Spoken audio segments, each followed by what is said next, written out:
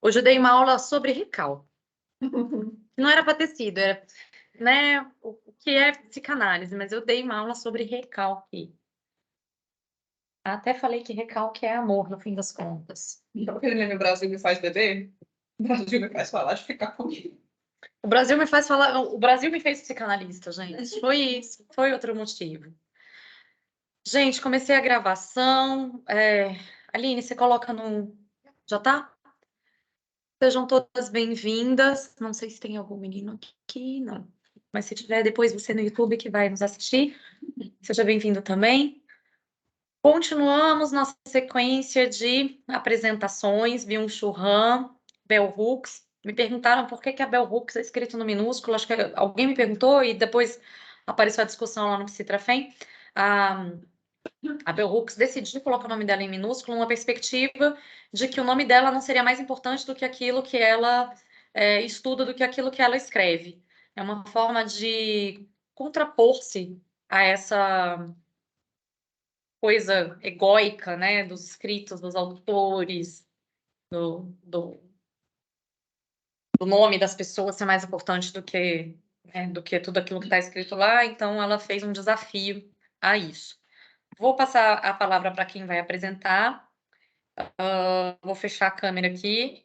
E se alguém precisar falar, a gentileza levantar a mão que eu vejo, tá bom?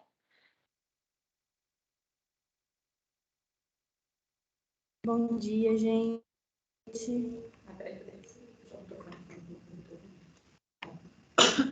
Eu sou Camila, sou da graduação de Psicologia e eu vou começar falando sobre o livro do Byung-Chul Han. Hoje o capítulo é Fantasia, é o 5º capítulo do livro, Agonia do Eros. Vamos ver se entrou a apresentação. Foi. Então tá. Então, gente, para retomar o que a gente vinha falando sobre esse livro, o autor está mostrando como essa sociabilidade que a gente vive está afetando os relacionamentos. Então, essa ausência do outro afetando a forma como a gente se relaciona. E nesse capítulo em específico, ele vai trazer alguns pontos sobre a fantasia, a questão da fantasia ou da falta de fantasia ou excesso de fantasia, a gente vai ver, como isso influencia essa crise dos relacionamentos que a gente tem visto. E aí ele já começa o capítulo trazendo vários pontos dessa autora, Eva Illouz, que é uma socióloga da Universidade de Jerusalém, e os pontos que ele traz são desse livro dela, Porque o Amor Dói, Porque o Amor Machuca. Não achei a publicação em português, acho que não foi traduzido esse livro. Mas tem alguns pontos bem importantes para a gente aqui, para a nossa discussão. Então, a autora diz que a faculdade da imaginação pré-moderna era fraca em informações, e isso levaria a uma supervalorização ou a uma idealização do outro. Mas ela não coloca essa idealização como algo ruim, é mais como você imaginar o outro, desejar o outro, por meio da fantasia, da imaginação. Por outro lado, as imaginações de hoje são carregadas de informações. Com internet, redes sociais, mídias como um todo, a gente tem um excesso de informações. Então, a nossa imaginação fica completamente carregada de informações e isso prejudica a forma como a gente vai imaginar e vai desejar o outro. E aí ela acrescenta também que a crescente liberdade de escolha leva a uma racionalização da cupidez.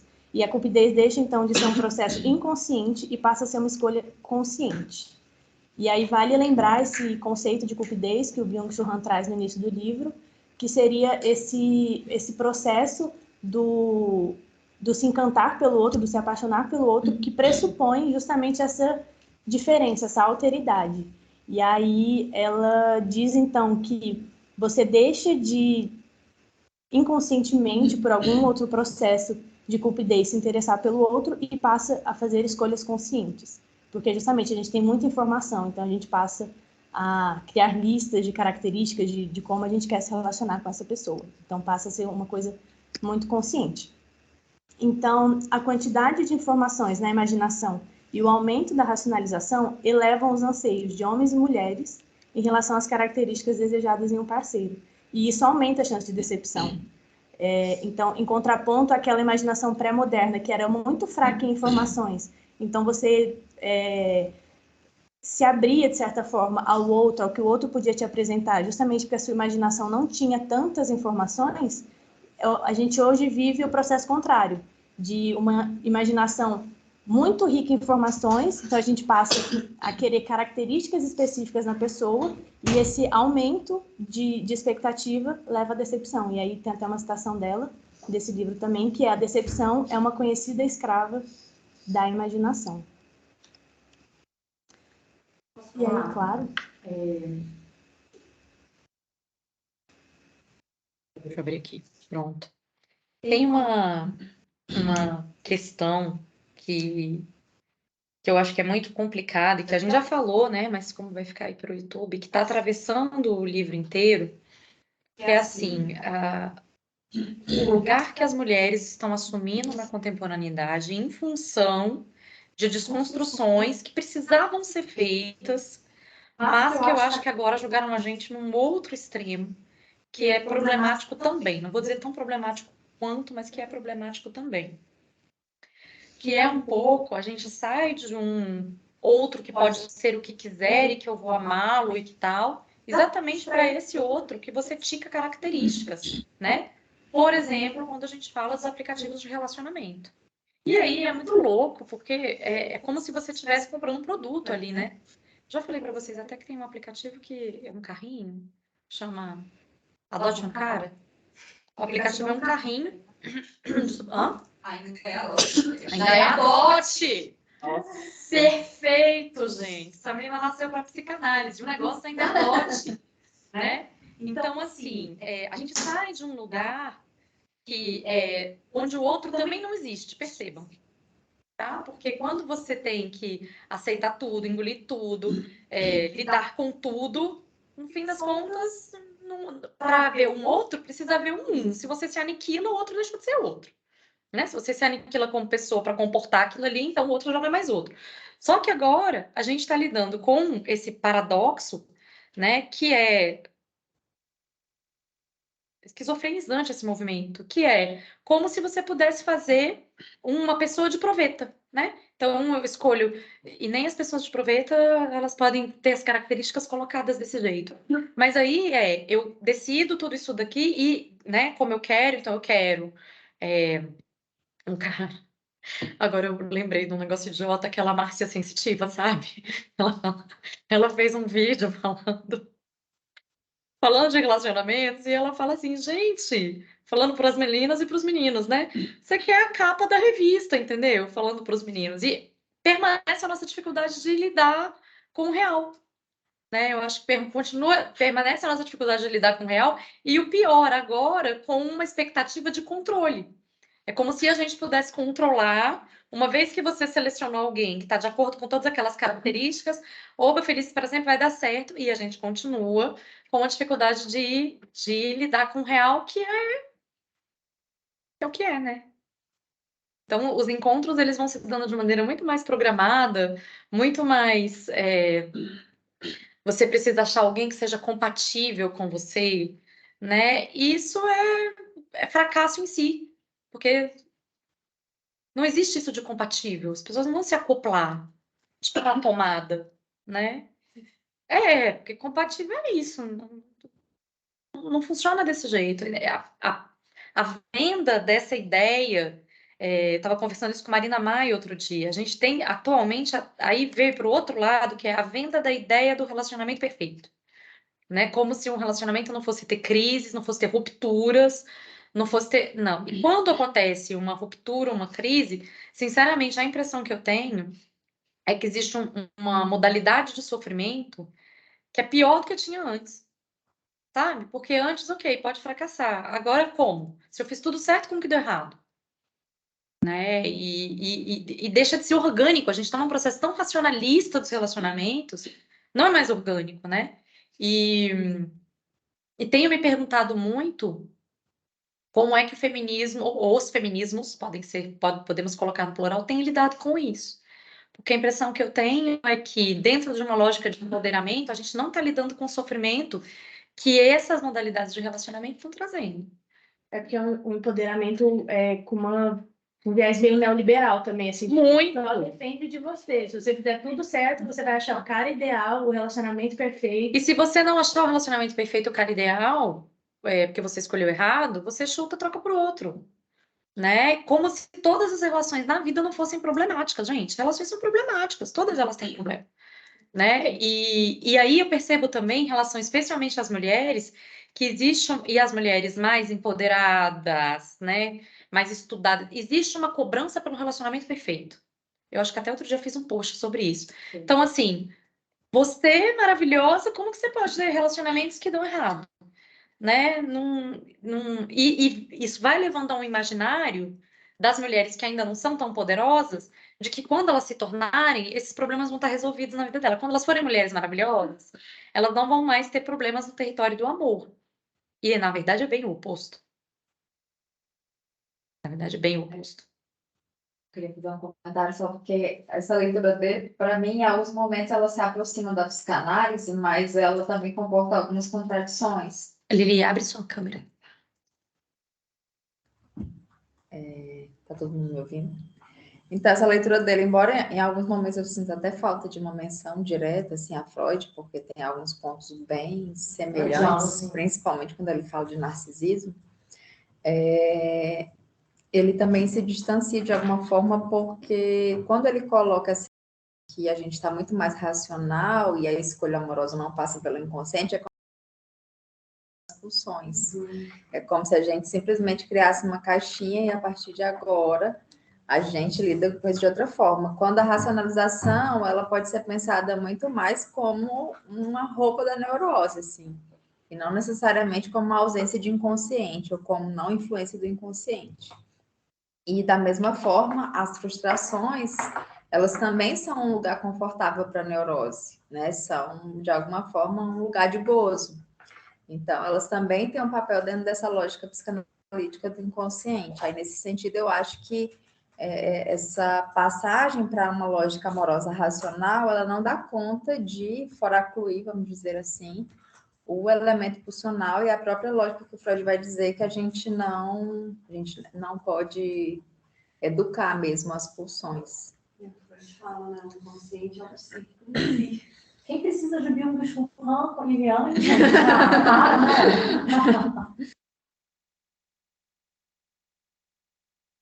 E aí, seguindo, então, ele traz essas menções a essa autora, mas ele traz alguns contrapontos também. Ele não deixa muito claro todos os contrapontos que ele faz a ela, mas ele diz que discorda dela, sem elaborar muito. Mas o que eu percebi assim, do principal contraponto que ele faz a ela é que, para ela, o amor, a cupidez, o eros, morre justamente nessa expectativa, porque traz a decepção. E ele diz que o amor morre antes disso, que morre já no início, no fim da cupidez. Porque a cupidez se faz na negatividade do outro, o outro, enquanto objeto da cupidez, se retrai à positividade de escolha, mas o eu atual, que é um eu dotado de uma capacidade inesgotável de formular critérios para a escolha, ele deixa de desejar. Uma pessoa que está o tempo todo criando critérios, escolhendo o outro, perde essa capacidade de desejar o outro como ele é. E aí eles se encontram de novo, né, em uma perspectiva que é bem parecida de como a tecnologia e o consumismo contribuem para isso, que a cultura consumista gera novas necessidades, novos desejos, e para ela a cultura de consumo estimula a força da imaginação. E para ele diz que esse eu moderno não só vai criar novos desejos, mas ele vai passar a perceber os seus próprios desejos através do consumo. Então, assim, para ela, o consumo estimula a imaginação. Para ele, o consumo passa a ser a forma como a gente se relaciona, como a gente deseja, como a gente, enfim, se cria justamente por conta desse excesso de mercadorias e de imagens midiáticas. E aí, então, só para reforçar, a tecnologia tem um papel fundamental nisso. A fantasia habita num espaço indefinido. Só que as informações que a gente tem hoje, justamente em alta definição, não deixam espaço para indefinido. Então, aí começa a morte da fantasia. A quantidade de informação visual sufoca a fantasia, sem fantasia e sem alteridade, que a gente já falou também nos outros capítulos, então não há desejo. E aqui dá até para lembrar do capítulo anterior que a gente viu, que era justamente sobre pornografia, e a gente falou bastante sobre esse excesso de informações, principalmente visuais, como isso tem afetado a forma como a gente se relaciona. A forma como as crianças se relacionam com a site, porque elas acessam pornografia muito cedo também agora. É tudo muito disponível. E até na hora que elas deveriam estar imaginando, lembrando que esse outro, ele é antes do sexo, né? Até como elas deveriam estar imaginando o outro, não dá espaço para o outro nem para o coleguinha de escola, porque é tudo tão programado, né? Então, estão na escola, as atividades da escola são extremamente programadas, que é um outro problema, que já começa lá atrás. São extremamente, o livro brincado tem espaço nas escolas atualmente. Ponto, não tem. Então, atividades totalmente programadas, totalmente coordenadas, os níveis de convivência num espaço de imaginação, que seria fora da escola. Meu filho, por exemplo, não tem. Né? E se o programa de educação que a gente está pensando continuar avançando do jeito que está avançando, tomara que sim, a gente vai passar por uma etapa em que as crianças estão todas confinadas em escolas de período integral, sem espaço para imaginação. Porque é atividade absolutamente controlada o tempo todo. E televisão, tablet, celular. Não, e aí, quando elas saem disso, em vez de conviverem, né? Porque não vão convivem. Se as crianças dessem para ficar brincando lá, não convivem. Você pode abrir espaço de convivência, mas é um estilo de vida que não permite a convivência. Né? E não permite a convivência, portanto, não permite. Tem mil questões que são implicadas nisso daí, né? Por exemplo, não permite o confronto com o real no relacionamento, na relação com o outro. Eu quero fazer uma coisa, eu vou lá, é difícil para mim, uma outra. Simples, eu não sei fazer uma conversa. Você vai ter uma conversa dura demais, né? É difícil, você está muito exposto ali ao imediato, à construção naquele momento, ao contato com o real. Então, o que é assustador é que a gente está lidando, não dá nem para dizer que é avatar, não sei. A gente está lidando, o metaverso é aqui, gente. A gente não está lidando com as pessoas como elas são. A gente está lidando com programações que a gente fez de como elas deveriam ser, incluindo os filhos, incluindo como os filhos se relacionam com os coleguinhas. E aí, para ilustrar essa questão da visão, desse excesso de informações visuais, o autor traz um personagem de um livro, desse escritor inglês, e esse personagem, que é o Maitland, ele perde a visão depois de uma enfermidade, só que ele, depois de um tratamento, ele começa a recuperar essa visão, e quando ele percebe que ele está recuperando a visão, ele próprio fere os olhos. E ele diz que fere os olhos para poder enxergar de verdade. Então, é para ilustrar essa questão do ver, enxergar de verdade sem a visão. E aí ele acrescenta que o fechar os olhos não se coaduna com a hiperatividade da sociedade acelerada de hoje. Porque existe essa hipervigilância, essa questão do sujeito de desempenho também, que é uma questão muito forte no livro dele. É muito laranja mecânica, né? Vocês lembram? Total laranja mecânica. Quem não assistiu, tem aquela cena clássica que eles vão fazendo condicionamento no Alex e eles seguram as pálpebras dele abertas, assim, e vão pingando. Mas a gente tá desse jeito, a gente não tem paz nem pra dormir e sonhar. Porque tem algum áudio de reprogramação neuropsíquica aí que você vai ficar ouvindo, entendeu? De reprogramação neurolinguística, né? Que você fica ouvindo lá, não tem paz nem para sonhar. Freud fosse fazer interpretação dos sonhos do pobrezinho. O sujeito de desempenho, né? A todo momento você tem até que estar produzindo tem que estar alguma melhorando. Você tem que ter improvement o tempo todo. Não a paz. Mas a SMR tá lá na lógica do relaxar e tal. Agora, quando você está falando de reprogramação neurolinguística, cara, é muito complicado, porque... Na reprogramação neurolinguística, a neurolinguística, ela veio uma perspectiva de manipulação mesmo. Sim. Não que não funcione. Funciona total. Os políticos todos, eles passam por treinamentos. Não, eu também faço. Eu tô lá dormindo com o negócio ligado. Eu sei que funciona com meu filho. Eu sei que funciona muito. Como é que é? Não, tem pontos tranquilos. Tem vários, eu compro vários. Vira e mexe, eu compro umas aí. Pra testar. Gente, eu não posso falar da coisa que funciona sem testar se funciona. Então, assim, tem várias questões, desde trabalho de trauma até empoderamento. Funciona.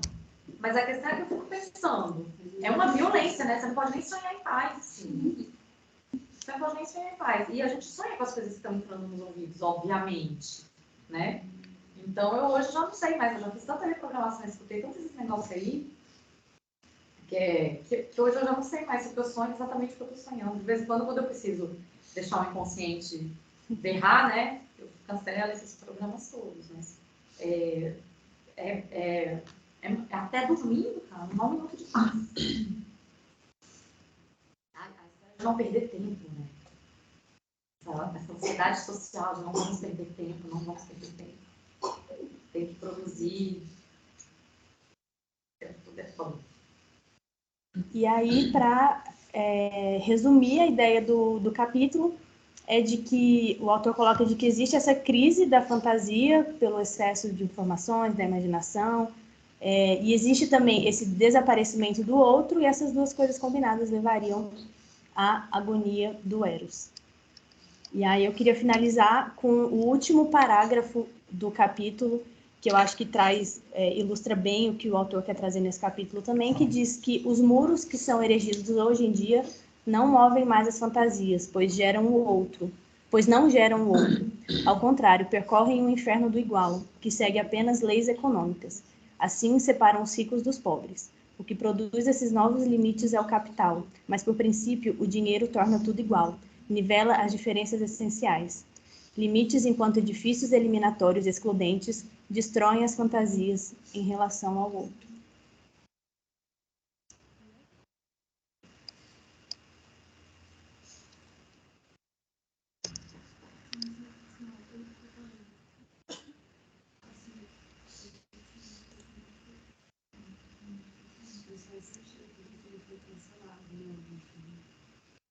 Foi cancelado depois, eu acho. Não, mas faz sentido, porque a folha que a gente vai pesquisando depois, a dele é uma coisa muito mais racionalista, né?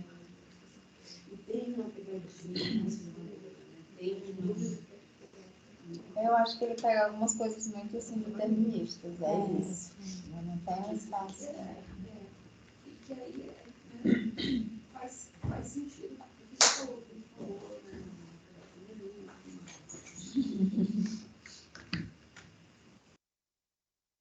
É isso? What else?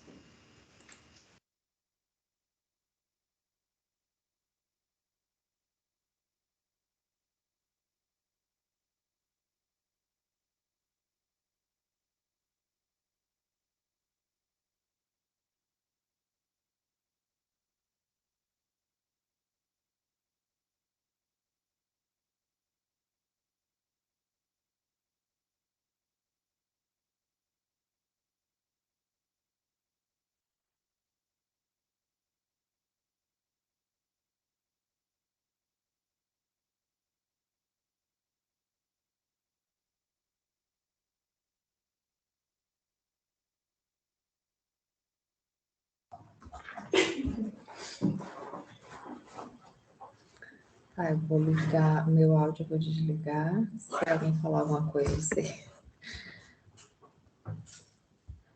Estão me ouvindo? Sim. Tá, vamos lá. Bom dia, meu nome é Liliane. Vou continuar a apresentação do livro O Feminismo é para Todo Mundo, Políticas Arrebatadoras, da Bell Hooks. Vou apresentar os capítulos 13, 14 e 15, com o título Maternagem e Paternagem Feministas, Casamento e Companheirismo Libertadores, e uma política sexual feminista, uma ética de liberdade mútua. Então, a gente começa com maternagem e paternagem feministas. Eu comecei utilizando essa frase do livro, que é o movimento feminista é pró-família, porque existe um preconceito muito grande ainda na nossa sociedade com relação ao movimento feminista e a essa ideia de que as feministas querem acabar com a família, como se isso fosse possível, né? Como se a gente tivesse todo esse poder, esse controle a respeito desse campo. Então, essa é uma frase da Bell Hooks, considerando que esse é um conteúdo que vai para o Instagram, que de alguma forma quebra um pouco com esse estereótipo, essa ideia a respeito do movimento feminista. E aí o texto ele vai fazer um percurso histórico, né, onde ele vai acompanhar as mudanças que vão ocorrer a respeito dessa temática. E aí, num primeiro momento, a gente tem realmente um movimento feminista mais radical, que vai se opor totalmente à ideia de família, à maternidade, ao casamento. Então, isso vai estar muito forte no primeiro momento dentro do próprio movimento. Contudo, as transformações ao longo do tempo vão levar essas feministas a repensarem sobre isso. E é a partir desse ponto que a Bell Hooks vai desenvolver, né? Desse momento onde a gente vai repensar as formas de lidar com essas temáticas que eram muito polêmicas dentro do movimento. E aí, no primeiro momento, a gente tem uma valoração da maternagem, porque antes disso, existia a ideia de que essa mulher, se ela vai casar, se ela vai ter filhos, ela vai estar num lugar subjugado. Então, essa mulher ela teria que abrir mão de tudo isso, teria que recusar isso como uma forma de não aceitação da dominação masculina. Posteriormente, as feministas vão se conscientizar da ideia de que é importante para algumas mulheres viver essa experiência. E aí, à medida que a gente não vai conseguir estar fora do mundo, né? A gente não consegue estar fora da sociedade, a gente faz parte de tudo isso, existe a necessidade de a gente repensar o nosso lugar, como a partir dessa realidade a gente pode se reposicionar nesses relacionamentos. E aí o primeiro ponto seria pensar a maternidade como algo positivo, no sentido de que a maternidade é um lugar que constitui pessoas, né? Uma relação que constitui pessoas, que forma pessoas.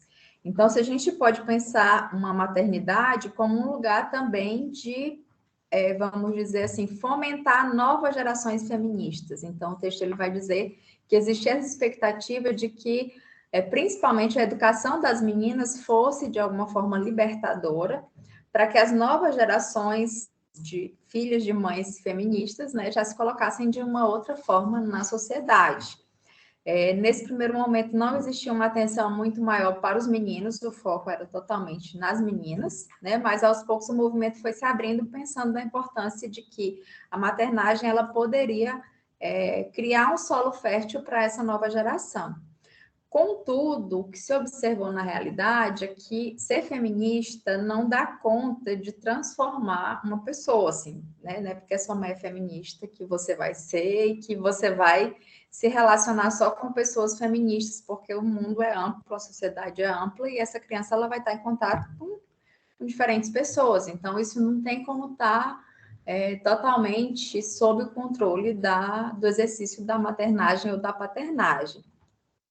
Apesar dessas limitações, né, que atravessam esses diferentes âmbitos do que é estar em sociedade, o movimento vai propor ainda assim uma atenção a esse campo, né, como um campo importante para a gente refletir sobre algumas questões que acontecem no âmbito familiar. E a partir disso a gente vai ter o reconhecimento do abuso materno, que até então existia um discurso muito centrado nessa ideia do homem é abusador, o homem é dominador, então a gente não pode se relacionar com homens, a gente não pode ter filhos desses homens e a gente tem que manter uma certa distância. A partir do momento que o movimento feminista ele passa para olhar para as configurações familiares, ele vai ver que essa forma de dominação, exploração, violência, ela também acontece na relação da mãe com os filhos, né? Então, acaba sendo um reflexo de um formato de relação social que se reproduz não só entre homens e mulheres, mas entre aquele que está no lugar de poder com aquele que está numa situação subjugada, como no caso as crianças. Então, nesse momento, a Bell Hooks vai perceber o quê? Muito se fala sobre a violência contra a mulher. O movimento feminista estava totalmente ligado com essa temática, mas nada se falava sobre a violência que era praticada contra as crianças no âmbito doméstico. E aí ela vai dizer que não dá para lutar contra a violência contra a mulher sem lutar contra a violência de todas as formas. Então, o movimento teria que se colocar de uma forma a não aceitar nenhum tipo de violência, porque enquanto as mulheres reproduzem alguma forma de violência, elas estão, de alguma forma, perpetuando a dominação masculina dentro de uma outra relação. Pode falar, cara. É o que nós temos discutido na disciplina de violência.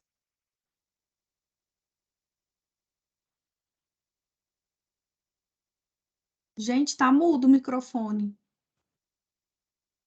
Nós temos discutido na disciplina de violência contra a mulher, que tem gerado muito debate e um certo estranhamento, né, por parte das pessoas, dos alunos que estão assistindo. Porque, veja só, de acordo com essa perspectiva, a gente tem que começar a falar também, né, das violências que as crianças sofrem, e a gente tem que falar de quem está cometendo a violência. Quando a gente fala disso, aquela conversa que a gente teve, parece que a gente está afrontando uma parte do movimento feminista, que é como se a gente estivesse falando assim, que eu não me preocupo com as mulheres que estão morrendo em função da violência que os homens estão cometendo, porque quem mata as mulheres são os homens, tá?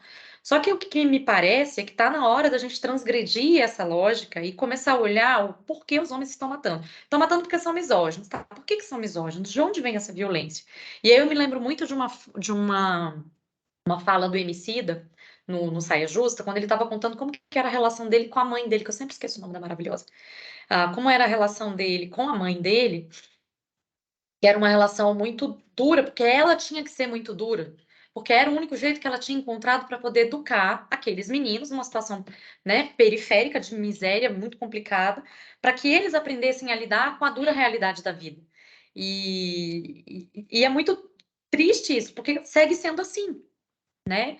Como é que eu posso esperar que uma pessoa que foi agredida e que sofreu violência de múltiplas violências, de diferentes formas, eu não estou dizendo que as meninas não sofrem desde que nascem. Veja só, dizer uma coisa não é não dizer outra, né? Estou dizendo que e também os meninos sofrem esse tipo de coisa o tempo inteiro, né? E quanto mais, ainda hoje, gente, eu tô com um filho de 16 anos, né? Vai fazer 16 anos. É um menino absolutamente sensível, que encontrou no eixo corpo forte uma forma de se defender para não se embrutecer de outro jeito. Mas do embrutecimento, a gente tem uma lógica de embrutecimentopatia, na qual é construída a masculinidade, que sim, é fomentada também pelas mulheres. É fomentada também pelas mulheres, né? E a gente precisa começar a discutir isso, não só via Bell Hooks, que, aliás, tem realmente uma parte do movimento feminista que super achincalha Bell Hooks, né? Diz, inclusive, que ela não é feminista. Então, me parece que o que a gente tem feito já tem um tempo é perpetuar do mesmo jeito que ela está falando, perpetuar uma lógica de lidar com a consequência e não com a causa. A gente está enxugando gelo, né? Quando eu escuto membros do judiciário dizerem a prioridade é a mulher não morrer. Cara, sim, mas tem alguém que mata. É tipo falar assim, a prioridade é a onça não ser caçada. Sim, mas tipo, tem um caçador, certo? Eu tenho que prevenir o negócio lá atrás. Quer que seja tomando as armas, whatever, fazendo qualquer coisa. Mas eu não vou ficar ensinando a onça a não ser caçada. Sabe, é um negócio assim, você tá responsabilizando. A gente continua responsabilizando a vítima quando a gente fala de violência contra a mulher. A gente continua responsabilizando a vítima. Defenda-se, diga não, denuncie. E aí, a partir disso, a gente tem uma compreensão do abuso infantil como decorrente do modelo de dominação masculina. Ela não exclui o fato de que as mulheres agridem muito mais as crianças, porque são as mulheres que se encarregam muito mais desse papel na sociedade. Então, vamos supor, se os homens cuidassem dos filhos, provavelmente a gente teria um grande número de abuso infantil praticado por homens. E aí eu estou falando mais do abuso físico, porque o abuso sexual ainda é mais praticado por homens. Mas no caso do abuso físico, psicológico, ele é muito mais praticado por mulheres, exatamente porque são as mulheres que cuidam mais das crianças. Contudo, ela vai exatamente propor essa reflexão de pensar em como isso é mais uma faceta de algo que a gente está tentando desconstruir. Então, se a gente continua espancando, humilhando as crianças, a gente está criando um terreno propício para que realmente não haja uma mudança quanto a isso. E aí a conscientização sobre a necessidade da participação de homens na criação da prole, isso também foi apontado como uma demanda do movimento feminista que gerou um certo movimento junto aos homens para que eles estivessem mais presentes. Isso não só como uma forma de equidade de gênero, mas também como uma forma de qualificar o relacionamento que eles têm com os filhos. Então, à medida que eles são mais participativos, estão acompanhando o desenvolvimento dessa criança, isso torna uma relação de qualidade ali para essa criança e para esse genitor, que antes, muitas vezes, era totalmente negligenciada. E ainda é, né? Por uma grande maioria. E aí a gente tem também o enfrentamento do pensamento sexista reproduzido por pais e mães. Então, é aquela coisa muito da psicanálise também. Não é porque eu tenho uma compreensão, não é porque eu li um livro que isso vai me impedir de agir de determinada forma. Então, às vezes, isso de alguma forma repercute na minha ação. Mas em outras, pode ser que o que me mobiliza a praticar violência seja algo para além disso. Então, não é simplesmente a compreensão racional sobre o fenômeno que vai fazer eu me reposicionar diante dele. E aí o texto vai dizer que crianças precisam ser educadas em ambientes amorosos, e sempre que a dominação estiver presente, faltará amor. Isso aqui é um ponto que ela já vem trazendo no livro, nos outros capítulos, né? Quando ela vai falar, inclusive, de outros tipos de relacionamento, ela só dá ênfase aqui, novamente, como exatamente a importância desse lugar de uma certa horizontalidade, né, entre os sujeitos, de não tomar simplesmente esse outro como um objeto, como alguém que não tem direitos, como alguém que não tem desejos, sonhos. Então, sendo uma criança, é importante estar na relação com essa criança de uma forma respeitosa. Alguma questão?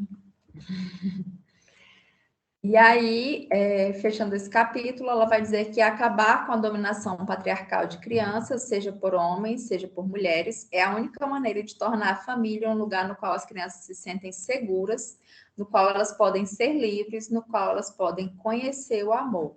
E aí, eu acho que aqui entra um ponto assim, importante, porque à medida que essa criança sofre violência das figuras primordiais, a gente tem tanto um campo potencial para essa criança reproduzir a violência, ser alguém que pratica violência contra outras crianças e depois de adulto contra outras pessoas, como também dela aceitar a violência de pessoas contra ela, né? De muitas vezes entender aquilo como normal, como uma forma de cuidado, como uma forma de preocupação, quando ela vem a vivenciar a violência em outros contextos.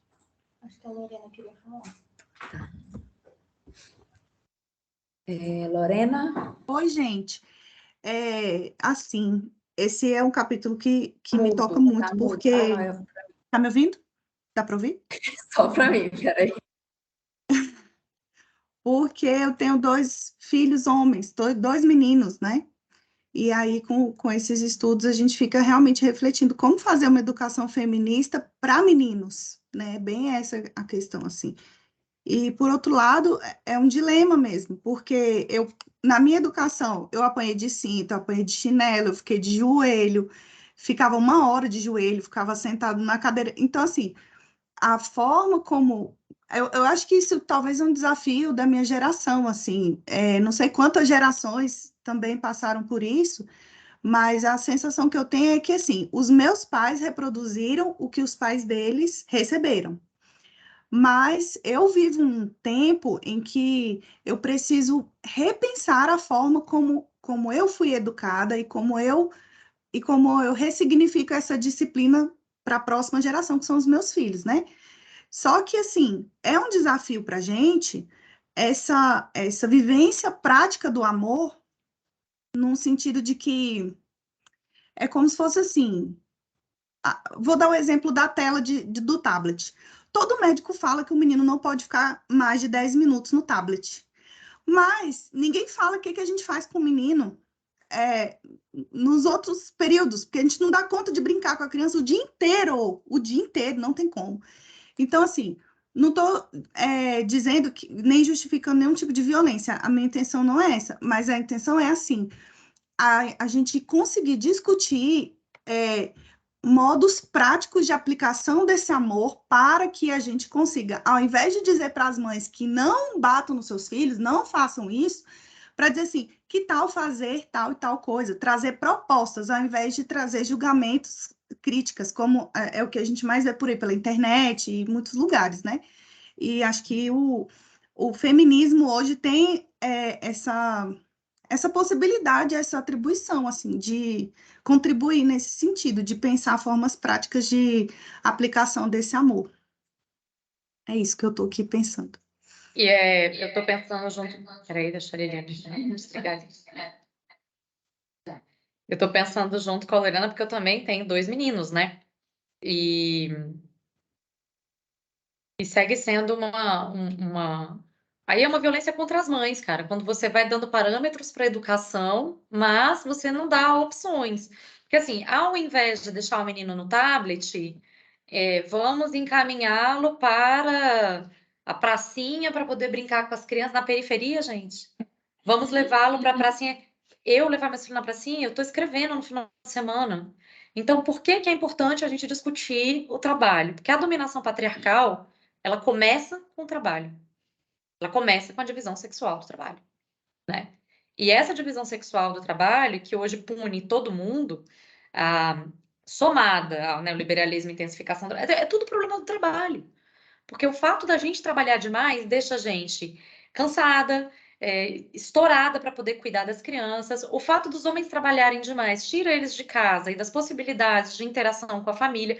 No The Will to Change, ela fala isso de maneira muito clara. Ela tem um capítulo só para tratar, a Bell Hooks tem um capítulo só para tratar disso, né?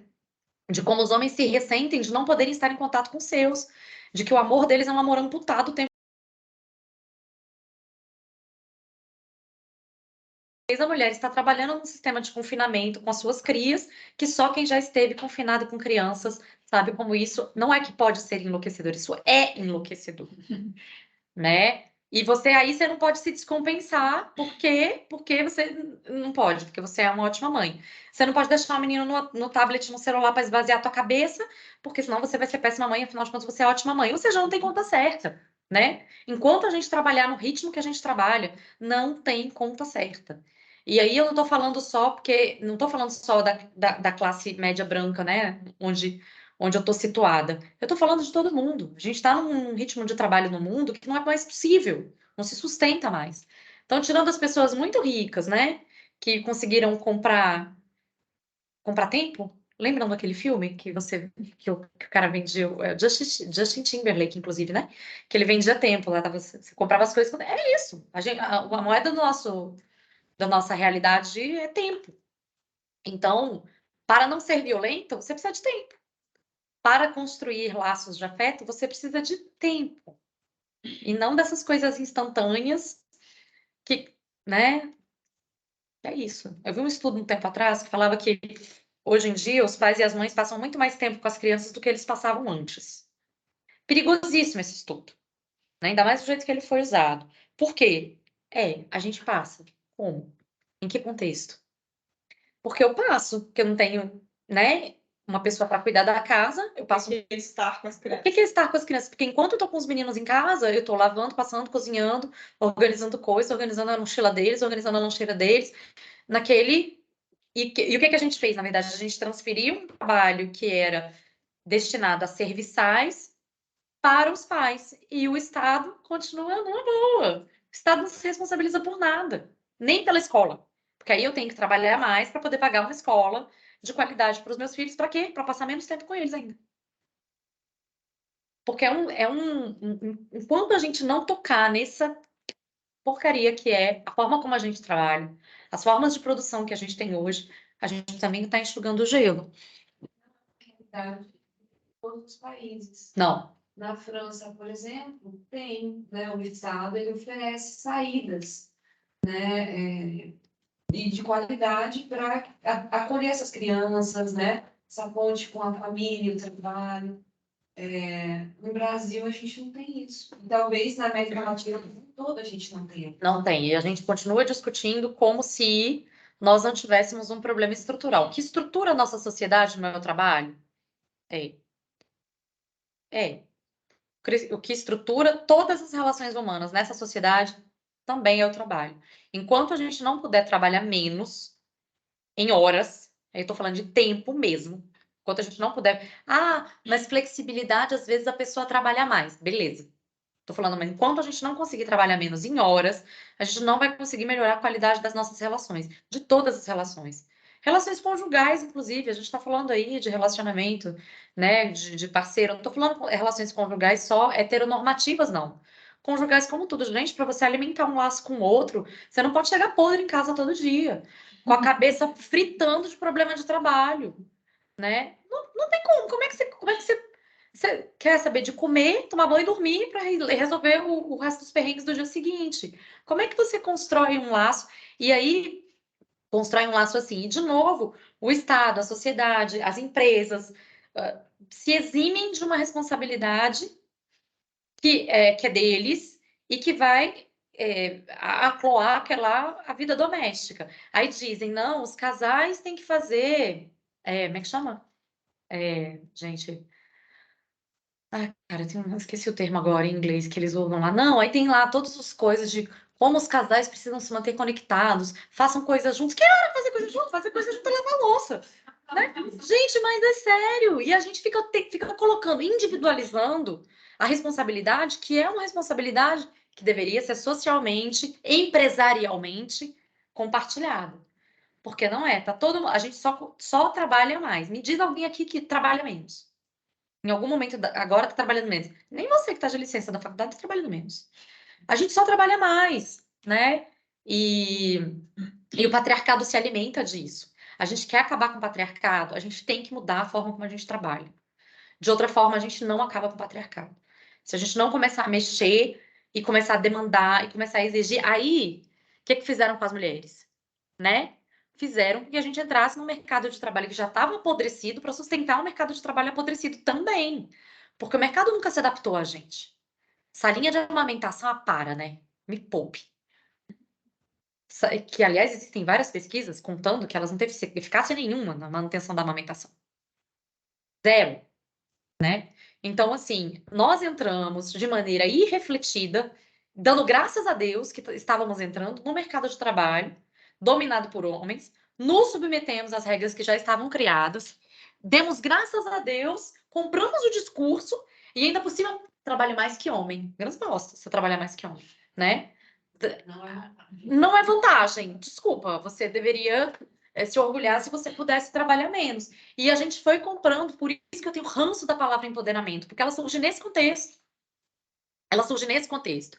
Capitalista, neoliberal, podre, doente, tudo que a gente pode pensar de pior. O empoderamento, é uma palavra que começa a aparecer em contextos de trabalho, né? Para dizer daquelas mulheres que conseguiam fazer o quê? Colocar o pau na mesa. Cara, não é a expressão que mais me dói, né? Porque para você mostrar que você tem poder, você precisa ter um falo para colocá-lo para jogo numa mesa.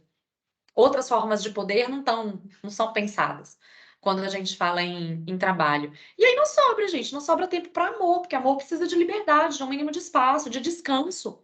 Como é que você vai amar teu filho plenamente quando você tá podre de cansado? Você não quer nem ouvir a voz do menino. E aí fala, de novo, de um feminino sobrenatural em termos de amor. É um amor desumanizado. Porque você, na sua sacralidade de mãe, vai conseguir tirar de onde você não tem, nem para si própria, para poder dar para aquela criança. Porque, cara, você não ama as pessoas quando você tá exausta. Você não ama as pessoas quando você tá exausta. Não amo nem meus filhos, vou falar bem a real para vocês. Eu olho e falo assim: o que eu fiz da minha vida, Senhor? Sabe? Verdade ou não é? Sim. Nossa Senhora, né? É a negação absoluta, que é a renúncia de si total. Ah, mas eu sou abnegada, mas é que tem hora que chega, eu sou muito abnegada, mas é que tem hora que chega num limite do impossível, né? E aí vem a minha faxineira virar para mim e falar um dia que não sabe, que ela estava numa profunda crise, porque ela sentia que ela não amava os meninos. Eu falei: não, você não sente que você não ama seus filhos, você tá exausta. Você precisa de férias deles, entendeu? Não é nem com eles. Você precisa de férias deles. 3 crianças, 2 atípicas, né? 2 neuroatípicas, e ela criando sozinha, porque os pais se divorciaram dela e dos meninos também, como sempre, né? E olha a dor dessa mulher, o sofrimento dessa mulher. Ela é faxineira, ela trabalha um trabalho pesado, é um trabalho de gestão mental tão pesado quanto o de gestão né? O trabalho físico é uma carga cognitiva tão pesada quanto a carga física do trabalho. E ela está dizendo para mim, olha o nível de sofrimento dessa mulher que está exausta, que não conta com o Estado para ter escola de período integral para os filhos dela, fica administrando os meninos que estão sozinhos em casa à distância, e a distância é tipo Brasília, Formosa, tá? Não é a distância ali, Carla, escala aqui do coisa e colina. Não é essa distância aqui. Então, a gente também coloca muita responsabilidade sobre o amor, sabe? Tem coisas muito práticas aí que estão envolvidas no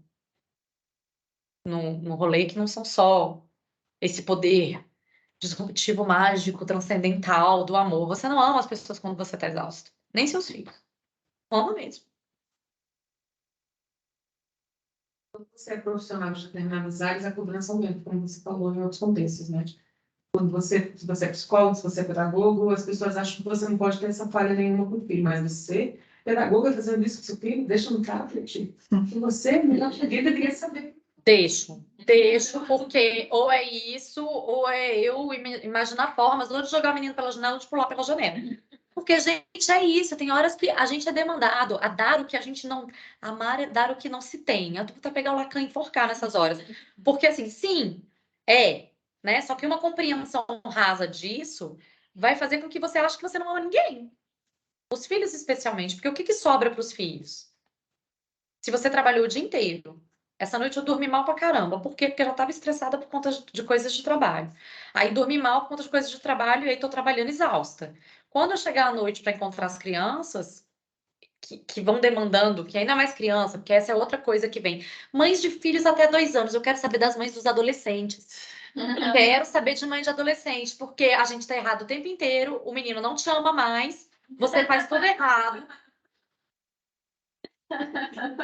Você faz tudo errado. Você é Tudo. Você tá cringe. errado o tempo todo. O menino não te ama mais. Aliás, ele declara sistematicamente que ele te detesta, que você é um erro. Ele esfrega na sua cara as suas contradições. Ah, você pede isso de mim? Mas não sei o quê. Você não pode falar disso, porque se você ficar falando que o seu filho faz essas coisas, o grupo de mães da escola vai falar, tá vendo? O menino problemático. Meu filho é perfeito. E a hora que o filho é menos perfeito para a mãe, as mães entram em colapso. Gente, vocês acham que criança dá trabalho? Nossa senhora, fica ali até os 2 anos. Adolescente é surreal. Por que a adolescência é surreal? Porque eles estão desamparados, né? Porque aí, olha só, os pais que estão trabalhando enlouquecidamente o tempo inteiro para pagar as escolas de 6 mil reais em Brasília, não é o caso do meu, mas é o caso, não tem tempo nem para respirar, né? E não tem ninguém que conta para as mães, né? Que elas têm que virar para o menino e falar assim: é verdade, você tem razão. É a frase que acalma tudo. É verdade, você tem razão. Eu vou pensar um pouco sobre isso e a gente conversa depois, né? E aí você vai pro quarto, chora, chora, chora, porque seu filho não te ama mais. É evidente que ele não te ama mais. E, gente, eu sou uma mãe desconstruidora, bem trabalhada, psicoterapeutizada. Eu fico imaginando as que não são, né? Não tem como você amar as pessoas sem tempo para elaborar, tem como você amar. E aí é isso. Aí o mundo do trabalho fala crianças de 0 a 2 anos, recém-nascidos até 2 anos. A mãe vai. Porque o adolescente ele flutua, né, para os compromissos dele. Ele se desintegra aqui e se materializa lá. Ele compra as próprias roupas, ele resolve os próprios BOs, ele não tem problema na escola. Começa um outro rolê, porque aí você tem que levar no psicólogo, no psiquiatra, no nutricionista, no crossfit, na escola, aí os horários da escola ficam tudo, né, tudo bagunçado. Segunda-feira, das 7 da manhã até 6 da tarde na escola. Sim, aí o menino chega cansado e irritado, que você também tá cansada e irritada, você não tem de onde tirar para poder. Mais do que isso, né? Já me perguntaram uma vez, tipo, mas ele não anda de Uber? O Miguel tinha 10 anos de idade. Eu falei, não, aí vem as histórias, né? Que depois a pessoa me chama de grota. Ele não anda de Uber? Eu, não. Na verdade, ele faz teletransporte. A gente já evoluiu nesse outro nível. E vocês sabem que quando me perguntavam com quem que eu deixava as crianças, eu dizia que eu tinha desenvolvido uma técnica de congelamento e descongelamento. Eu tinha deixado no freezer. Não perguntam isso pra ninguém. Você tá num lugar e pergunta com quem que você deixou seus filhos, que te interessa. Não é? E não é perguntar assim, do tipo, nossa, poxa, eu poderia ter te ajudado. Não. Você está aqui na balada sozinha. Que espécie de mãe é você? Deixa eu ver. Com quem que você deixou seus filhos? Né? Eu não congelei os meninos. Quando eu voltar, eu descongelo. Mas, e aí, vejam só, quando nós estamos falando de meninos adolescentes, né, entra todo esse outro problema. Estão mais vulneráveis a determinados tipos de violência na sociedade, os pais não têm tempo de cuidar, a sociedade acha que eles já são grandes, que eles não precisam desse cuidado, e é a hora que eles mais precisariam desse acolhimento, porque é um estranhamento profundo, né? E a gente não tá, e finge que não tá acontecendo nada. Eles estão em luto com o próprio corpo, num estranhamento, inclusive neuroquímico, né? Porque o cerebelo ele não deu conta ainda do corpo que cresceu para administrar os movimentos. Gente, é surreal. Mas não, no mundo do trabalho, você é mãe de adolescente, você não tem mais com o que se preocupar. Seu filho já não tem mais 0 a 2 anos. Né? 2 anos não, a pessoa já está independente. Já faz a própria comida, lava a própria roupa, né? Você não tem... Não tem que o pessoal ver essas coisas no YouTube depois que imaginando que é. Acho que falando de identificações. O segundo capítulo é Casamento e Companheirismo Libertadores. O casamento jamais saiu de moda. E aí depois a gente vai retomar essa ideia que ela vai... Não saiu mesmo, inclusive, os casais homoafetivos fazem casamento nos moldes tradicionais, requerem para si o direito de ter um casamento tradicional. Você que foi que falou casamento de moda. Sim. Houve uma tentativa do primeiro levante feminista de que as mulheres não casassem, né? Porque entendiam que o casamento também era uma forma de estar subjugada a um homem. E aí, ou não se casava, ou se casava com uma mulher. Né? Essa era uma forma de orientação das feministas radicais, mas que não perdurou, porque as pessoas continuaram casando. A gente nasceu com a praga, né? E aí ela vai desenvolver acerca disso.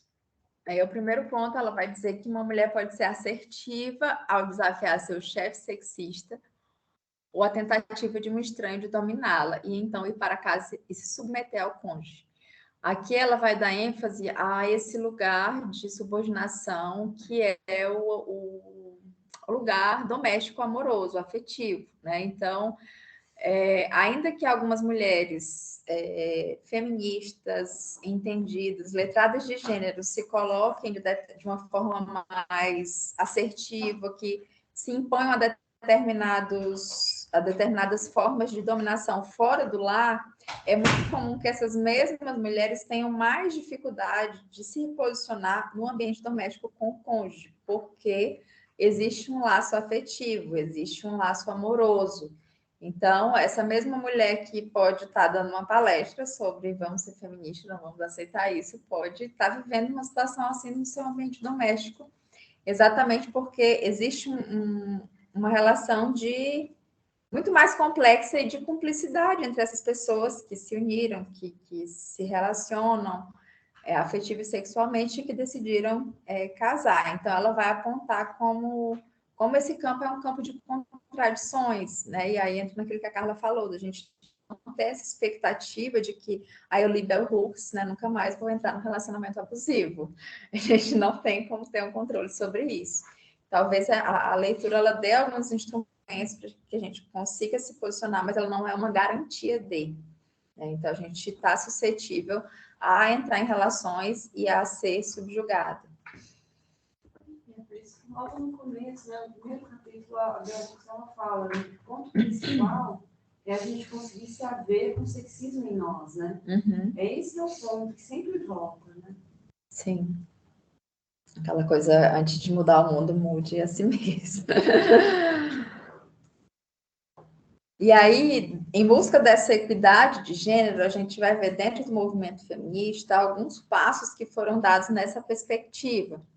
Num primeiro momento, como eu falei, a gente tinha essa ideia de que as mulheres devem ter relacionamentos homoafetivos, e aí eu vou, de alguma forma, e ela usa esse termo optar por me relacionar com mulheres, aí entre aspas, porque num relacionamento com um homem, automaticamente eu estarei numa relação inferiorizada e suscetível a uma dominação. Eu entendo essa opção que aparece no texto como no sentido de um posicionamento político, mas eu não entendo a homossexualidade, por exemplo, como uma opção, né? Não, pelo menos esse é o meu posicionamento. homossexualidade não é uma opção. A pessoa, ela, no seu processo constitutivo, ela vai se haver com a sua sexualidade e vai se perceber heterossexual ou homossexual. Contudo, diante da radicalidade do movimento, isso impulsionava muitas mulheres a se colocarem dessa forma. E aí eu entendo que não, a gente estaria falando de uma outra coisa, né? Não nessa perspectiva. Um ato muito mais político de ou vou optar pelo celibato, não vou me relacionar com ninguém, ou só vou me relacionar com mulheres exatamente porque estar com um homem é me colocar numa situação inferior. E aí, uma segunda alternativa encontrada pelas feministas, além disso, foi estar em relacionamentos abertos. Então, elas acreditavam o quê? Elas precisavam demarcar que esse homem não é dono do seu corpo. Então, à medida que eu posso me relacionar com mais de uma pessoa, ainda que eu esteja com esse homem, ele não é meu dono, eu estou demonstrando para ele que ele não manda em mim. Contudo, isso se apresentou para algumas feministas como uma grande ilusão, porque os relacionamentos abertos, aparentemente, eles criavam uma oportunidade assim de, eu sou livre, eu posso ficar com quem eu quiser. Só que isso abriu um leque de possibilidades muito maior para os homens. Então, mesmo no relacionamento aberto, quem continua num lugar de poder e de privilégio são os homens, porque eles vão ter um acesso muito maior a outras mulheres, já te faço, a outras mulheres, e muitas vezes essa mulher que ela, às vezes até quer se relacionar com alguém, se o outro homem sabe que ela tem alguém, esse outro homem vai entrar numa relação, não, eu vou respeitar esse homem, né? Nem a mulher, né? Eu vou respeitar esse homem, então não vou ficar com você porque você já tem alguém. Diferente de outras mulheres que não tem problema de ficar com um homem que está com outra mulher, como se isso não fosse um tabu, assim, fosse uma questão tão grande. Eu queria dizer que sim, porque eu vejo que esse discurso de poligamia e tal é muito acolhido pelos famosos esquerdomachos, né? E aí, por exemplo, tem muita mulher que, assim, quando começa a namorar esses caras, sem saber do que eles entram e falam, não, mas é porque você é feminista, então tem que ter isso. E aí, tipo assim, entra na cabeça que não, realmente a monogamia, realmente é o patriarcado, essas coisas. De virtude. E aí, quando eles abrem o relacionamento, começa a virar um caos, porque aí o homem tenta fica dominando a mulher, não deixando ela falar com outras pessoas, sair, ou se for sair, ele tem que ir junto. E a mulher fica lá, tipo, socorro, não sei nem se eu quero isso, eu quero sair com outras mulheres, e aí, então, até quando tem questão de alternativas, né, os homens se apoderam para tentar forçar algo. Nesses casos de poliamor, muitas vezes acontece de que a mulher vai suprir o fetiche do outro. Né? Então, nessa falácia de que é poliamor, mas assim, quem é que propôs aquela situação? Foi eu que propus, eu que escolhi o parceiro, foi o meu parceiro que escolheu as coisas que eu posso fazer ou não. Então, é bem delimitada essa questão, não é livre como, teoricamente, deveria ser. Uhum. É sempre mais liberdade para o homem do que para a mulher. É o contexto social que a gente sempre. Ela fala disso aqui num momento, vamos dizer assim, década de 70, 60, 70, mas a gente está vendo que esse movimento está ganhando força, esse discurso sobre relacionamentos abertos está ganhando muito força nesse momento que a gente está vendo agora. Assim, eu tenho visto muita gente falando sobre isso, postando. Então, me parece que é um retorno dessa lógica de questionar os relacionamentos fechados, né? E... Sorri. E a Lili vai me mandar alimentar no Instagram. 4, 3, 2, 1.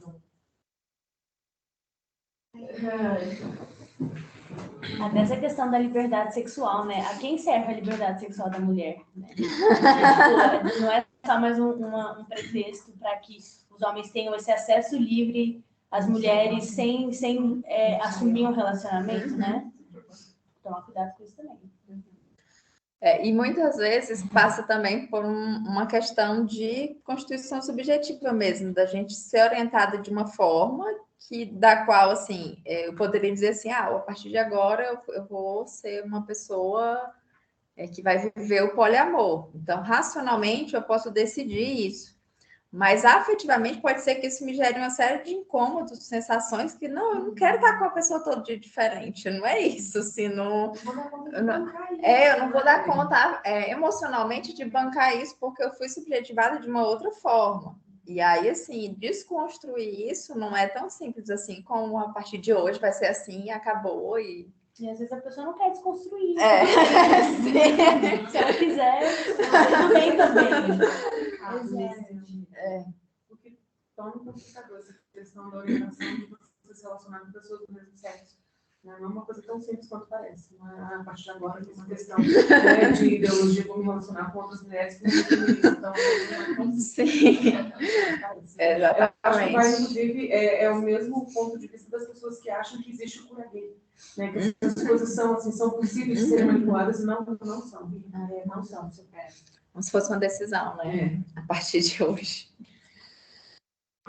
E aí, passando por essas duas iniciativas iniciais, né? Primeiro relacionamentos homoafetivos, depois relacionamentos abertos, a gente tem aqui um outro direcionamento que vai ser pautado numa luta pela satisfação sexual feminina, que era uma coisa assim, nem concebida na época, a toda a sexualidade, não só na época, né, gente? Quando eu falo na época, me dá a sensação assim, não, pera, ainda hoje, ainda está acontecendo, mas essa lógica de que as mulheres não teriam direito ao prazer sexual, ou que o prazer sexual feminino não era importante. Então, é como se todo ato sexual fosse orientado para a satisfação e para o prazer masculino, né? Enquanto as mulheres estariam ali puramente num lugar de objeto. Então, o movimento feminista ele passa a questionar isso, e as feministas passam a se colocar nesse lugar de que o prazer é um direito das mulheres.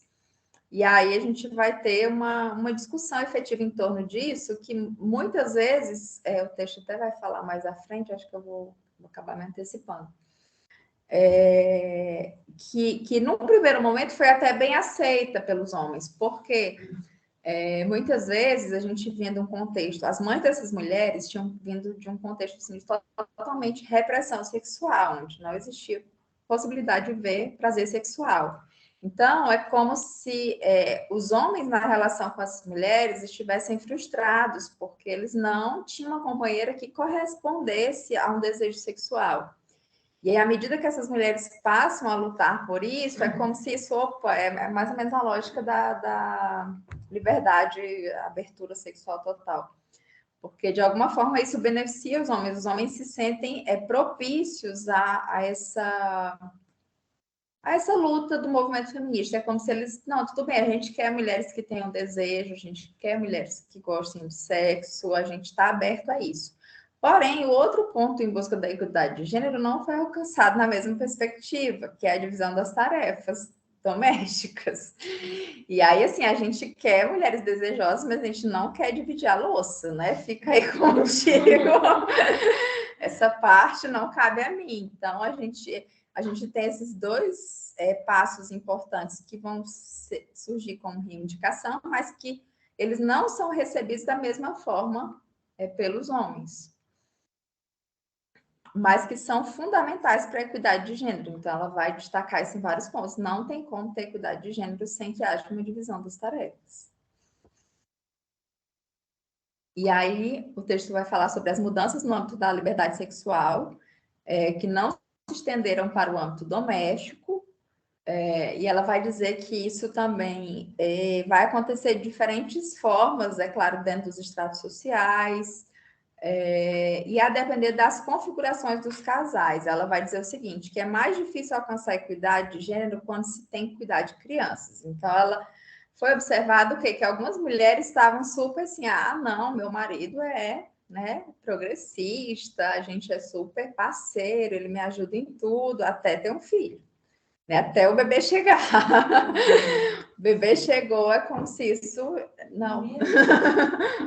Embora ela não toque a questão, não aborde a questão do trabalho, mas o mesmo a gente pode pensar na questão do trabalho. Não, porque o meu trabalho é um super ambiente, democrático, progressista, até que ela... Já muda.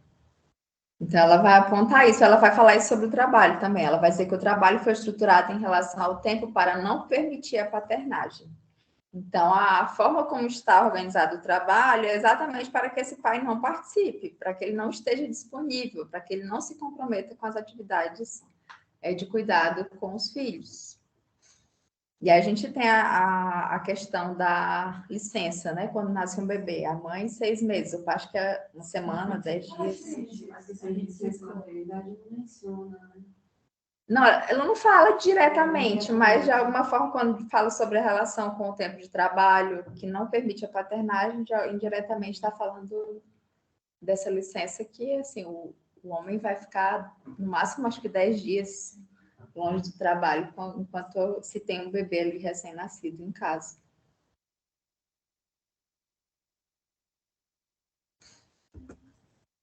E a dominação masculina patriarcal nos casamentos e uniões tem sido a principal força a criar separações e divórcios em nossa sociedade. Todas as pesquisas recentes sobre casamentos bem-sucedidos demonstram que a equidade de gênero cria um contexto em que cada indivíduo do casal tem probabilidade de se afirmar. Então, aqui ela também vai mencionar isso, de que a gente tem um grande número de divórcios no nosso modelo de sociedade e que isso tem uma relação direta com a ausência de uma equidade de gênero entre os pares. E que essa ausência ela vai estar presente não só em relacionamentos heterossexuais, mas também em relacionamentos homoafetivos.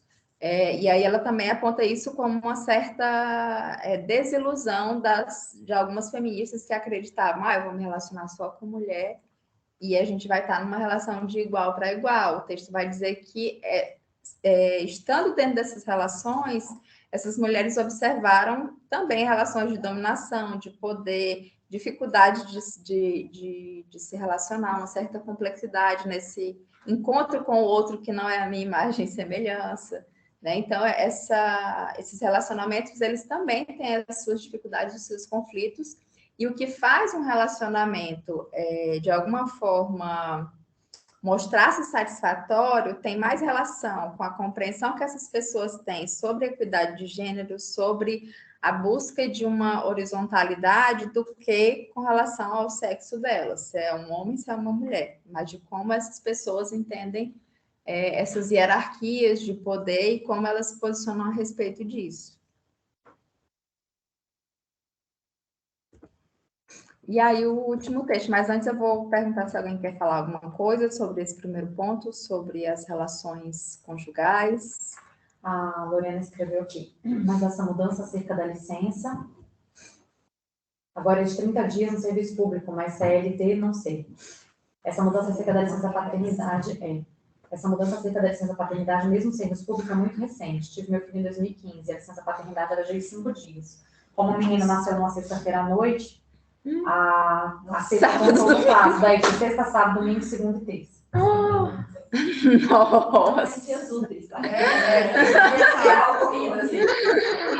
Não caiu nem o bingo do A luta por cima de batalha. Alguém quer falar? Pode falar. Na própria psicologia mesmo, tem muito estudo falando sobre o cuidar da mãe, sobre as consequências e várias coisas, assim, em respeito da mãe, né, com o filho. Mas tem pouca coisa, assim, sobre o impacto da presença do pai na criação dos filhos. Das matérias que eu já estudei mesmo, sempre focaram muito nessa questão, assim, materna, né? E a gente nem sabe o que causa, né, quais são as consequências para o desenvolvimento da criança, com a presença, assim, do pai, né? O homem, querendo ou não, ele sempre foi cuidado. Então, ele até nesses momentos que é esperado dele cuidar, né, do filho, ele não está ali presente tanto quanto a mãe. Então, a gente pensa na educação feminista também, sempre a mãe tem que fazer as coisas, a mãe tem que criar, a mãe tem que educar, a mãe tem que ir ao médico, a mãe tem que isso. E cadê o pai desse menino? Então... Às vezes é melhor que o pai nem esteja, porque aí você vai ter um terceiro pai, sei lá, quantos filhos você tem, para poder cuidar. E eu estou falando isso por experiência mais do que própria. Né? Sim, porque... Sempre foi um cuidado. sempre foram cuidados, eles não sabem cuidar. Às vezes a presença é pior. Se eu tivesse que educar um adolescente com o pai dele em casa, eu não sei como seria. Não tô brincando com você.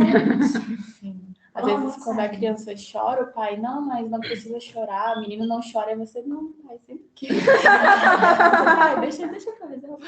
Educação de duas pessoas. Vocês lembram daquela série da Mônica Martelli lá, Jovem São de Marte, tal, quando ela se casa a segunda vez, ela tem a segundo filho, com o bonitão lá, que esqueci o nome agora. Marte Palmeira. Não, não era. Não lembro o nome do cara agora, gente. Ah, enfim. É assim, ela já tinha uma filhinha maior, aí ela fica um tempão em vários relacionamentos até achar um cara que gentilmente consegue lidar com a filha dela e aceitar a filha dela. E, e aí ela resolve ficar grávida desse cara. Mas assim, aquela série, eu amo a Mônica Martelli, enfim, acho que ela é uma super atriz. Mas aquela série tem várias pitadas, enfim, ela achou uma dor, né, das mulheres, mas tem várias pitadas de um machismo tão. Tem uma parte antes desse filho que ela não tá sentindo tesão pelo cara, tá lá com a vida sexual toda estabanada. Porém, ela tá trabalhando igual uma louca cuidando da menina, nananã. Aí o que que a médica fala pra ela? Tomar testosterona, colocar implante de testosterona pra poder aumentar a libido. Eu tenho certeza que a testosterona na mulher baixa quando ela tá morta de cansada também, porque é óbvio, né? Aí vem a segunda parte, que é sobre essa coisa dos filhos, que assim, o cara tem uma percepção do que é cuidado com a criança. Gente, tem muitos homens que colocam as crianças em risco de morte mesmo, porque não sabe cuidar, né? E não sabe cuidar pode realmente levar A cair e bater cabeça. matar o menino, gente. Deixando o carro com a janela. Eu vejo lá no parquinho da colina, as mães, os brinquedos da colina não são tão seguros assim. As mães empurram os meninos numa, né, num tanto seguro lá. Você vai ver o pai empurrando, a menina volta virando, balança. Ah, mas o papai é mais legal. Os homens, os homens matam a si próprios, a gente não precisa matá-los, entendeu? Eles matam a gente e matam eles próprios também. E aí, sério. E aí, na série, e aí vem todo o papel da tecnologia de gênero, né? Ela ficava pensando na cabeça dela como é que ela ia fazer para falar delicadamente com ele, de uma maneira que ele não se ofendesse, que ele poderia matar o bebê se ele não amarrasse o bebê no carrinho enquanto estava correndo com o carrinho, porque o menino podia, puf, cair para frente e bater a cabeça, né? Mas o que mais me marcou é como o funcionamento dela estava ao redor do funcionamento do outro. Ela nunca era o objetivo, ela nunca era a prioridade. Aí ela termina se separando do pai do segundo filho também. E muito assim, aquela coisa do ela tentando fazer um negócio educado, elegante, legal, a despeito de toda a dor dela, né? A despeito de todo o desespero dela em relação à forma como o cara tratava o filho deles, ela ainda estava arrumando um jeito de ser fofa para comunicar que aquilo ali envolvia um risco de 0 a 10, 11, né? Que é andar com o menino solto no carrinho, quicando, que era bem essa cena, assim. O negócio lá, gente, como é que eu vou falar para ele que. Como é que eu vou falar para ele? Caralho, ele vira e fala. O idiota vai matar o menino. Eu já fiz isso, gente. Não funciona a diferença. Tem que ser assim, acorda. Presta atenção. Ai, você é muito exagerada. E você é inconsequente. A gente tem que começar a chamar os caras pelos nomes. Você é inconsequente, você é irresponsável. Você é inconsequente, você é irresponsável. Que eu acho que são duas palavras que caracterizam muito o mundo adulto dos homens no momento. Inconsequente e irresponsável. Né? Mas Como parece os- completamente renegado o papel de você tem que educar os filhos, tem que educar.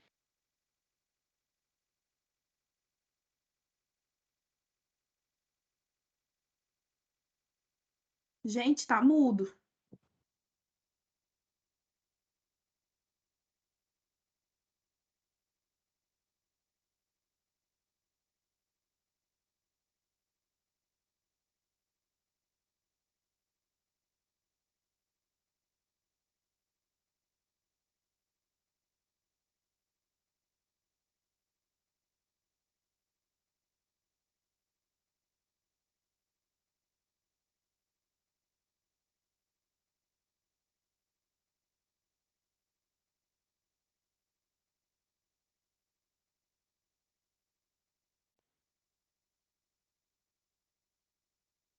Gente, alguém liga o microfone, tá mudo.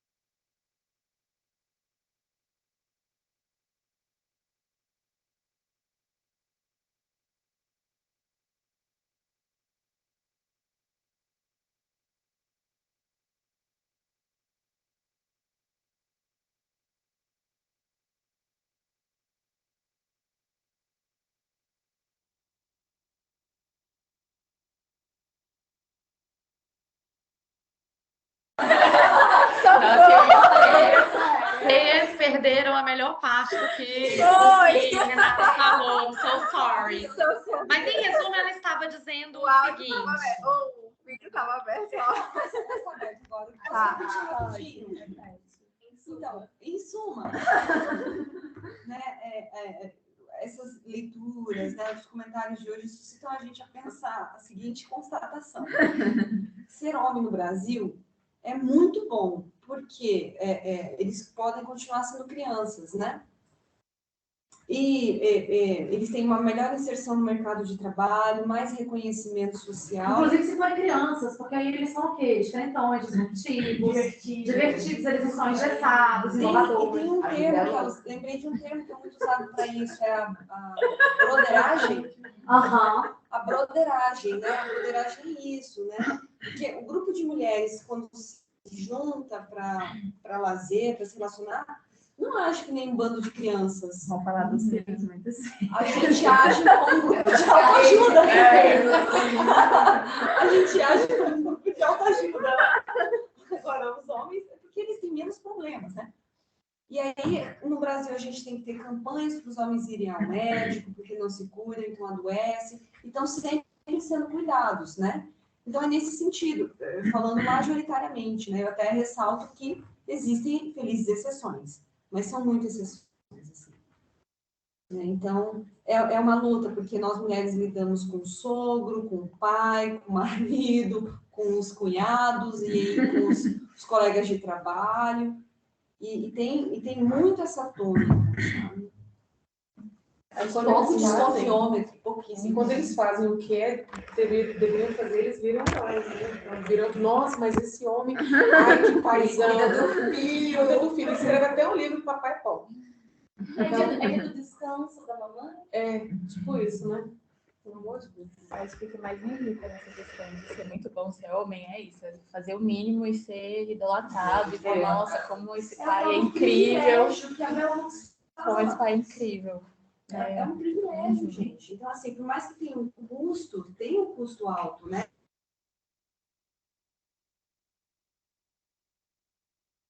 Os privilégios, eles são difíceis de renunciar. Então, é um custo que acaba, né? Tá, tudo bem, eu não posso ser... Tem uma carga grande de repressão emocional e tal, mas tem muitos privilégios que acabam, de alguma maneira, dificultando esse movimento. Eu acho que tem que retirar todos os privilégios e olhar para as dores deles, tá? Não tô Dizendo dizendo que a gente tem que manter os privilégios e não olhar para as dores, não. Retira os privilégios e vamos olhar para as dores. Com certeza. A ameaça de retirada do privilégio foi que levou aquelas pessoas, aqueles homens, para a esplanada. Porque eles não perderam os privilégios, o privilégio de ser politicamente incorreto, mesmo quando é incorreto, não é só politicamente incorreto, o privilégio de, com perdão de quem também, cagar pela boca, o privilégio de fazer essas coisas que foi retirado, que está ameaçado de ser retirado deles. Então, assim, nem foi retirado ainda. É interessante porque a reação, essas reações, né, é muito assim, é porque eles sentem a ameaça da retirada de privilégios como ameaça da retirada de direitos. Exatamente, eles acham que o privilégio é direito. Então, assim, estamos tirando os direitos. Não, a gente está colocando, está tirando os privilégios, mas o privilégio não é um direito. E é isso que precisa, essa diferença, às vezes, que falta em algumas discussões, porque A gente está falando de direitos e eles estão defendendo privilégios, não é a mesma coisa. Viver tá longe, assim, né? Os privilégios estão tão segmentados que eles não conseguem enxergar como privilégio.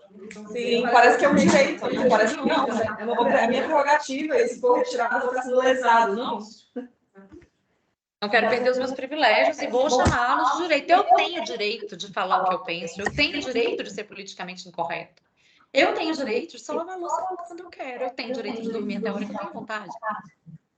Eu também tenho direito, e a criança fica como? Aí eles não têm o mesmo vínculo afetivo, regra geral, que a gente tem com os filhos. Então, assim, já passei por situações de não vou fazer almoço, tá bom, não vou fazer almoço também, a criança tá com fome, tá bom.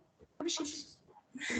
E se tivesse que comer Cheetos 30 dias, ia comer Cheetos 30 dias, porque eles não se importam. Eles não se importam. Então, não estou dizendo que não tem que retirar os privilégios. Tem urgentemente parar de chamar privilégio de privilégio de direito, né? Mas a questão é que a gente também tem que entender que muitas vezes é impossível para a mãe fazer isso, porque aí vai para a história neoliberal de cair no colo da mãe. Eu não vou deixar meu filho comendo Cheetos 30 dias, eu prefiro me sacrificar e ir lá cozinhar, porque eu não vou... Até porque depois que ele adoecer, vai ser para mim que vai sobrar.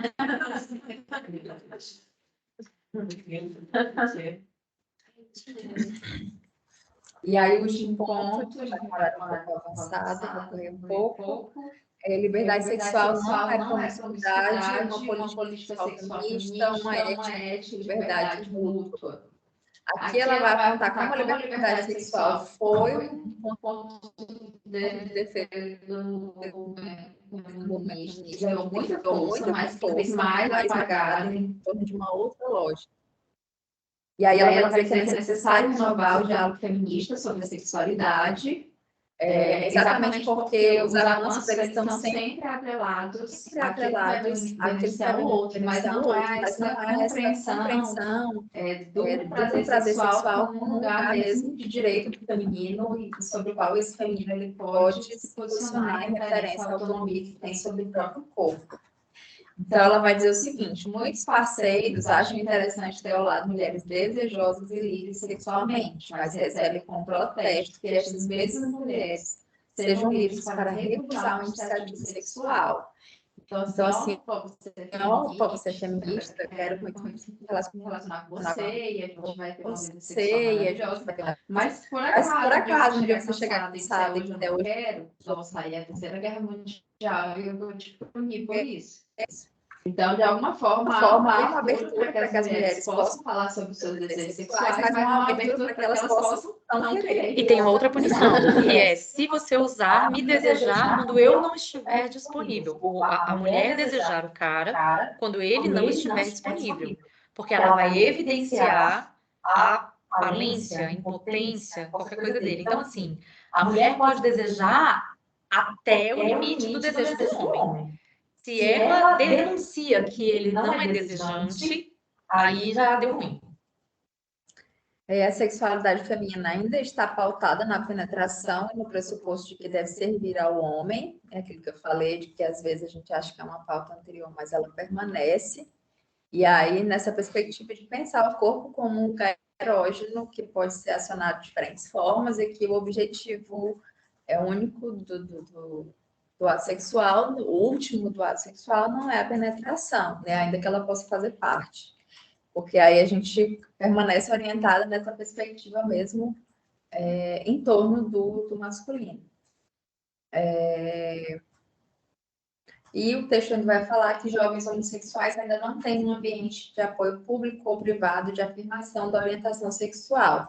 Então, a gente tem, no caso de uma sexualidade, uma heterossexualidade, uma vivência totalmente voltada para servir ao masculino, mas quando a gente está no campo da homossexualidade, a gente não tem abertura para isso, a gente ainda tem muito preconceito, a gente ainda tem muito tabu. Os jovens, muitas vezes, são no momento que estão descobrindo a sexualidade, eles não se sentem seguros para viver isso ou para afirmar isso, como se eles precisassem ficar muito mascarado, às vezes só vai aparecer numa idade adulta mais avançada, porque exatamente não existe um ambiente social legitimador da sua sexualidade.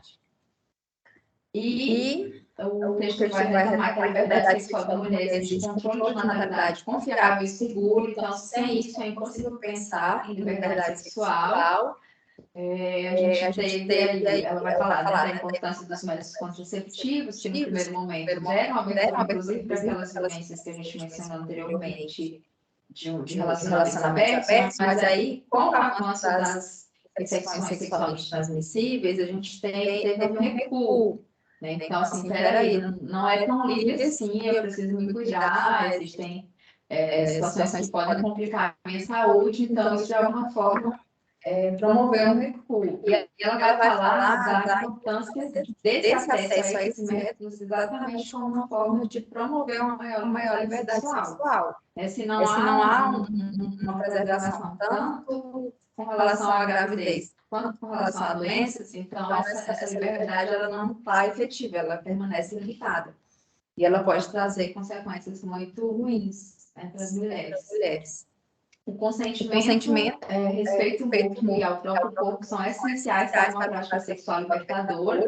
E aí, nessa perspectiva de que quando eu escolho um parceiro, isso precisa ser no nível de que nós dois temos autonomia, né, sobre o nosso corpo, e a gente só vai permitir aquilo que for confortável e aceito para a gente. Então, se esse outro está me propondo algum tipo de vivência sexual que, para mim, é desconfortável, eu tenho que ter autonomia para me posicionar, eu vejo isso como algo assim, muito longe ainda.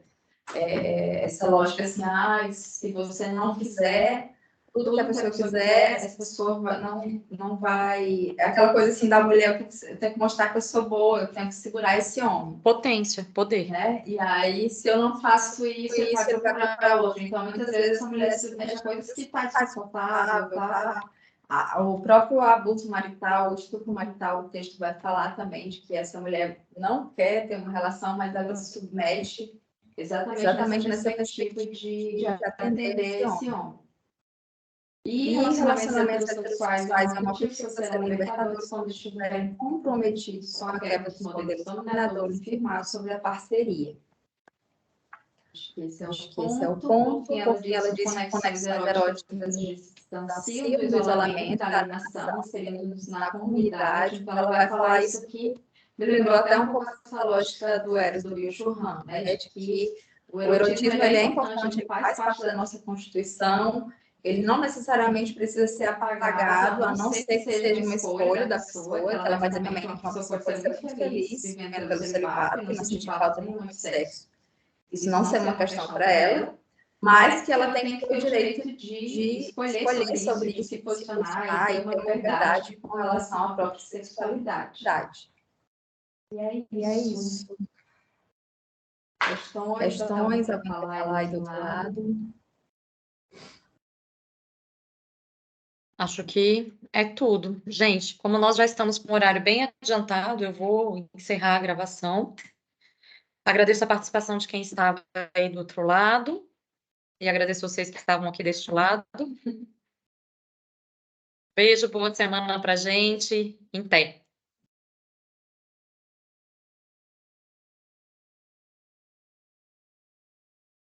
Tchau, pessoal!